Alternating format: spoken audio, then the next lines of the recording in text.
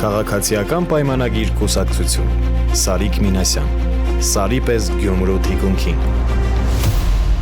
Քաղաքացիական պայմանագիր Քվեաթերթիկ համար 1 Հարգելի գործընկերներ, բարև ձեզ։ Օրակարգը ձեզ բաժանված է, օրակարգում ունենք մեկ հարց աղետների ռիսկի կառավարման եւ բնակչության պաշտպանության մասին եւ հարակից օրենքներում փոփոխությունների մասին օրինագիծը կառավարության կողմից ներկայացված խնդրում եմ քվեարկել ովքեր են կողմ այսօրվա օրակարգին դեմ ձեռնպահ չկա հիմնական զեկուցող ներքին գործերի նախարարի տեղակալ Արմեն Մկրտչյան, խնդրեմ պարոն Մկրտչյան։ Շնորհակալ եմ հանձնաժողովի հարգելի նախագահ, հարգելի գործընկերներ,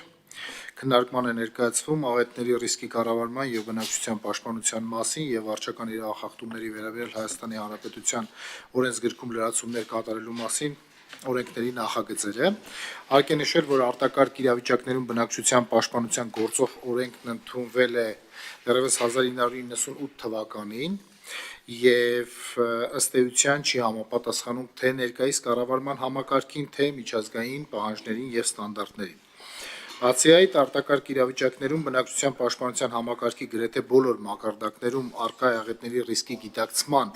ոչ բավարար մակարդակ, հատկապես բնակչության իրազեկվածության ու կրթվածության մակարդակի բարձրացման, աղետների կանխատեսման ու վաղ ազդարարման, աղետների դիմակայության մշակույթի ձևավորման, ենթակառուցվածքների ու տարածքային համաչափ զարգացման, ինչպես նաև հետևանքների վերականգնման գործընթացի զարգացման ուղղություններով։ Բնակչության պաշտպանության համակարգում ընդգրկված յուրաքանչյուր մարմին, կազմակերպություն, ինչպես նաև յուրաքանչյուր անհատ իրեն վերաբերելի մասով պետք է ամենօրյա քայլեր ձեռնարկի աղետների ռիսկի նվազեցման եւ արտակարգ իրավիճակներին արձագանքման կարողությունների զարգացման ուղղությամբ նվազագույնի հասցնելով հետևանքները։ Աղետների ռիսկի կառավարման եւ բնակչության պաշտպանության մասին օրենքի նախագիծը մշակվել է միջազգային առաջավոր փորձի տևական եւ խորքային ուսումնասիրությունների հաշվառմամբ, հաշվի են առնվել նաեւ Լոռու եւ Տավուշի մարզերում 2024 թվականի մայիսին տեղի ունեցած աղետալի դեպքերից քաղված դասերը եւ տրվել են համապատասխան լուծումներ։ Ըստ այդմ աղետների ռիսկի կառավարման եւ բնակչության պաշտպանության մասին օրենքի ընդունումը կապահովի աղետների ռիսկի կառավարման կայուն ինստիտուցիոնալ համակարգի ձևավորում, ընդ որում բոլոր սուբյեկտների համամասնական եւ փոխգործելի ներգրավվածությամբ։ Ստանդարտների կիրառմամբ կդասակարգվեն արտակարգ իրավիճակների մակարդակները եւ յուրաքանչյուր մակարդակում կամրագրվեն իրավասու սուբյեկտների լիազորությունները, այդպիսով ունենալով կառավարման հանրապետական, մարզային, համայնքային եւ տեղային օբյեկտային մակարդակներ։ Նախագծով ամրագրվում է թվային գործիքակազմի ընդլայնում ևս, մասնավորապես գործընթացների կառավարումն առավել դյուրին դարձնելու նպատակով նախատեսվում է աղետների ռիսկի կառավարման եւ արտակարգ իրավիճակներում գործելու բոլոր պլանները դարձնել թվային եւ արագ հասանելի, իսկ լիազոր մարմնին ընձեռվում է միասնական էլեկտրոնային տեղեկատվական համակարգ վարելու հնարավորություն։ Նախագծի ընդունմամբ կներդրվի արտակարգ իրավիճակների հետևանքով կյանքի մահվան, ինչպես նաև անձի գույքին եւ առողջությանը պատճառված վնասներին պարտադիր ապահովության գաղափարը, որի մոդելը կընտրվի եւ այլ մանրամասները կսահմանվեն ենթաօրենսդրական ակտերով։ Կընդլայնվեն նաև ոլորտի հասկացությունները։ Վարչական իրավախախտումների վերաբերյալ Հայաստանի Հանրապետության օրենսգրքում լրացումներ կատարելու մասին օրենքի նախագծի ընդունմամբ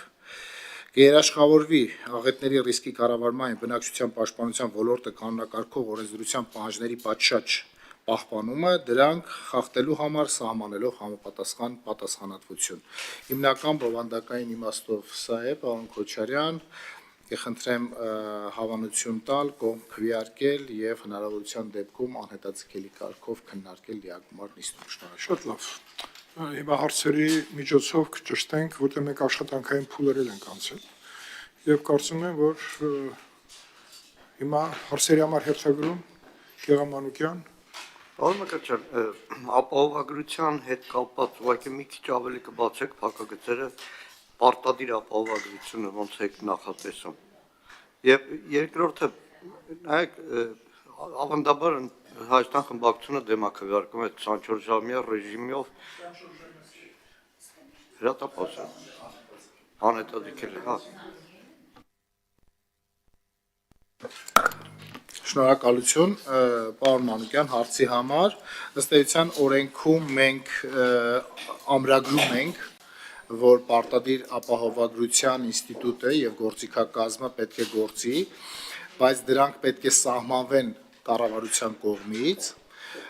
բայց որոշ սկզբունքներ մենք արդեն, այսպես ասած, տեսլականի ձևով ունենք մեր համար։ Խոսքը վերաբերվում է բնականաբար աղետների հետևանքներին եւ դրանց փոխհատուցման ապահովագրությանը, ինչը ներառում է թե տուժող անձանց, թե երրորդ կողմին որպես տուժող, այսինքն աղետի դեպքում վնասները կրում են ոչ միայն կոնկրետ տվյալ օբյեկտը կամ օրինակ տվյալ քաղաքացին, այլ նաև երրորդ կողմը կարող է հանդիսանալ տուժող, այդ թվում շրջակա միջավայրը, օրինակ։ Եվ այսպես ասած պարտադիր ապահովագրության ենթակա շրջանակները պետք է ֆիքսվեն, մենք նախատեսում ենք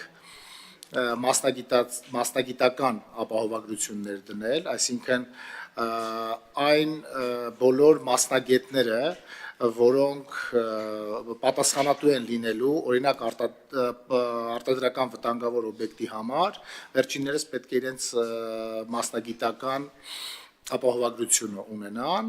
եւ բնականաբար շահագործողը եւս պետք է ունենա պարտադիր ապահովագրություն հնարավոր հետևանքները փոխհատուցելու իմաստով, որպեսզի բեռը համայնքի կամ պետության վրա մեծ չլինի։ Դիցուկ լոռու օրինակը բերեմ, ալավերցի մեր հայրենակիցը, որը պարտադիր ապահովագրությունը չի անցել։ Ինքը աստված մի արասել, նման դեպքի դեպքում պետության կողմից վնասի փոխհատուցում այլևս չի կարող ստանալ։ Ոչ կարող է եւ վերջին իրադարձությունները, մասնավորապես լոռու եւ Տավուշի մարզերի արարումներից հետո երևի թե վերջին ժամանակահատվածում աղետների հետևանքով պետությունը կարող է բացառություններ եղած լինեն, բայց իմ հիշողությունը ինձ երևի չի դավաճանում առաջի անգամ պետությունը, որ գնաց թե ֆիզիկական, թե իրավաբանական անձանց փոխհատուցման, ներկայումս ներքին գործերի նախարարությունում մշակվում է առհասարակ փոխհատուցման կարգը, բայց սա լրացուցիչ գործիք է եւ որոշ պատասխանատուների եւ շահագործման եւ մասնագիտական իմաստով ապահովության ռեժիմի տանելու, որպեսզի նաև այս իմաստով պետության քաղաքացիների նաև համայնքի բեռը լինի առավել թեթև։ Իհարկե բոլոր այն դեպքերում, երբ որ դրանք չեն ծածկվի, պետությունը պատրաստ է քաղաքացիներին փոխհատուցել վնասների կրման դեպքում։ Սրա Մի հարցել, եթե կարելի է, նույն լոռ օրինակով, որը մեկի համար գաղտնիք չի, ու շատ խոսվեց այդ աղետից հետո, որ գետի հունը տարիների ընթացքում այդ նեղանալու նաև հետևանքով էր նման ծավալի աղետներ։ Օրենքը նախատեսում է, այսպես ասեմ, նաև պատասխանատվություններ բոլոր այն գործողությունների համար, որոնց հետևանքով որևէ տարերային աղետ շատ ավելի մեծ ծավալի ալի։ Այսինքն անհիշելի ժամանակից խախտումների ամբողջ շղթան։ Օրենքի տրամաբանությունը առհասարակ աղետների ռիսկի կառավարման 3 փուլերն է իր մեջ նախատեսում եւ օրենքի կառուցվածքը հենց այդպիսին է, այսինքն աղետի ռիսկի նվազեցում, կանխարգելիչ գործունեություն, աղետների արձագանքում եւ հետաղետային վերականգնում։ Պարոն Մանուկյան, ձեր ասածը վերաբերվում էր հատկապես աղետների ռիսկի նվազեցման կառավարման փուլին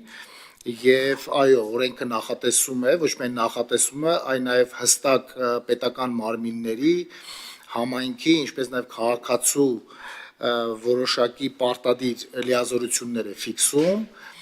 այդպիսի դեպքերում ռիսկը նվազեցնելու ուղղությամբ եւ հավելվածով էլ հստակ գործառույթներ է թվարկում, թե ինչպես դրանք պետք է վերացված լինեն, որպեսզի աղետը տեղի չունենա կամ ունենալուց ունենա նվազ հետևանքներ։ Շատ լավ, պարոն Մակրոսյան, բնական հարցերելի կառաջանա։ Մենք նման սա առաջի բանն էր, որ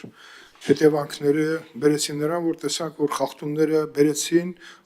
շատ զգալի վնասվածքների։ Հիմա մենք Հայաստանի տարբեր տեղերում այդպիսի ապահովագրված չենք, որ այդպիսի աղետներ էլի կլինեն եւ արդյունքում այնպիսի տարածքային խախտումներ են եղել նույն գետի հուների փոփոխության արդյունքում եւ այլն, դա արձանագրվում է հիմա թե ոչ, մեկը դա եւ քանի որ ապահովագրության մասին խոսք գնաց, այս նախաձեռնությունից առաջ աշխատանքային քննարկում ունեցել եք ապահովագրական ընկերությունների հետ եւ նրանց մասնակցությունը ինչ ծավալով եք տեսնում։ Շնորհակալություն։ Պարոն Քոչարյան, թեև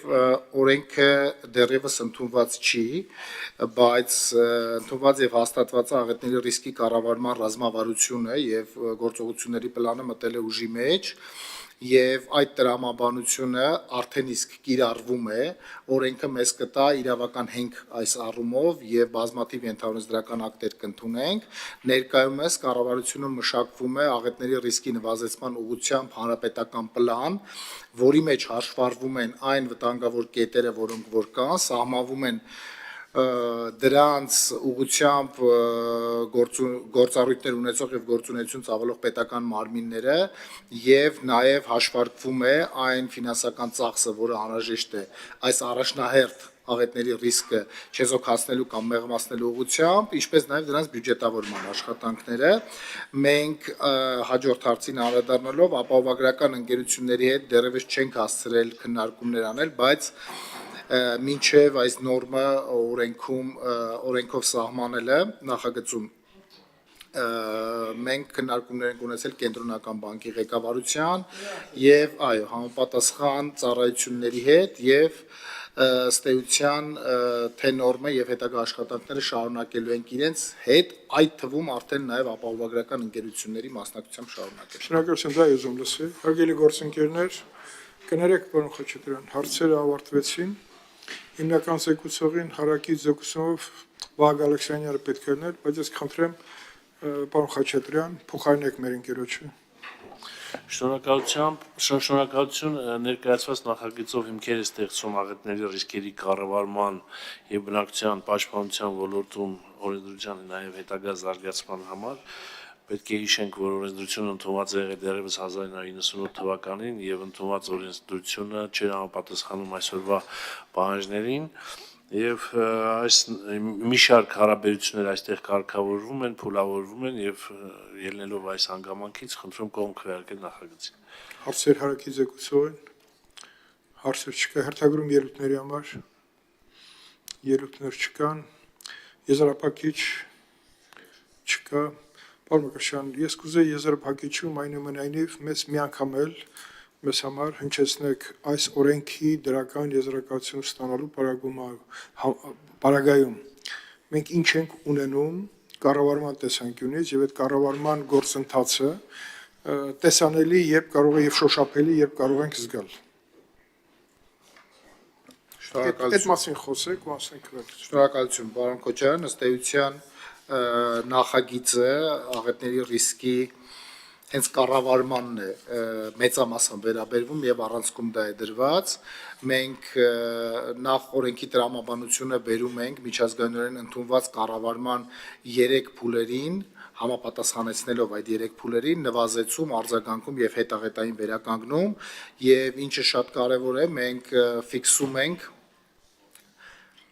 ըստ աղետի հետևանքների ծավալի կառավարման մակարդակները, մենք ունենալու ենք հանրապետական մակարդակ, սա ենթադրում է, որ կառավարությունը ձևավորելու է համապատասխան շտաբ կամ հանձնաժողով եւ տվյալ աղետը կառավարելու է կամ դրա նվազեցմանը ուղղված միջոցառումներն է համակարգելու, մենք ունենալու ենք մարզային մակարդակ, որ այս փուլում մարզային կառավարման մարմիններում է կենտրոնանալու process-ի համակարգումը եւ այսպես համայնքային եւ օբյեկտային։ Ըստ էության բարձր արդյունավետություն ենք տալու այս ոլորտում կառավարմանը։ Հիմնականը սա եւ բնականաբար մենք օրենքով տալիս ենք հասկացությունները, ընդլայնում ենք բավականաչափ մեծ, որը շատ կարևոր է, որպեսզի մենք հասկանանք նաև թե որ դեպքը որ դեպքից ինչով է տարբերվում, մասնավորապես աղետը արտակարգ իրավիճակից, աղետի ռիսկը եւ այլն։ Ոչ միայն բնական աղետների վերաբերյալ, բոլոր աղետներին։ Ես հիմա ինչ անեմ, այդ միջում վերցնեմ։ 5 րոպե ես ընդմիջում կվերցնեմ։ Հարգելի գործընկերներ, ունենք երկու քվեարկություն եւ առաջին քվեարկությունից հետո ես կխնդրեմ, որպեսզի 5 րոպե ընդմիջում վերցնենք, որպեսզի լսումների վերաբերյալ մեր գործընկերոջ նախաձեռնության ժամանակային հարցը մի հատ ճշտի կառավարության հետ, որ նոր դնեմ քվեարկության, եթե դեմ չեք։ Գրված չէ։ Տրանսպորտային, ճանապարհային անվտանգությանը վերաբերող պարոն Խաչատրյանը մեծ կարևոր լսումներ են, մի հատ տեսնենք, որտեղ կառավարությունը այդ օրը քննարկումներ ունի եւ պարոն Մկրտչյանն էլ զբաղված է լինելու, որպեսզի այդ խնդիրները լուծենք 5 րոպե ընդմիջում կդա, բայց մի հատ առաջի քվեարկություն անենք։ Ովքեր են կողմ կառավարության կողմից ներկայացված աղետների ռիսկի կառավարման եւ բնակչության պաշտպանության մասին եւ վարչական իրախախտումների վերաբերյալ Հայաստանի Հանրապետության օրենսգրքում դրացումներ կատարելու մասին օրենսդրական նախաձեռնությանը խնդրում եմ քվեարկել կողմ, դեմ, ձեռնպան չկա, երկու ձեռնպան ընդունվեց, ովքեր են կողմ, որպեսզի տվյալ օրենքները ընդգրկվեն, եթե դրական եզրակացություն արդեն ստացել են, լիագումար նիստերի օրակարգին։ Կողմ, դեմ, ձեռնպատ չկա։ Քաղաքացիական պայմանագիր կուսակցություն Սարիկ Մինասյան Սարի պես Գյումրու թիկունքին Քաղաքացիական պայմանագիր Քվեաթերթիկ համար 1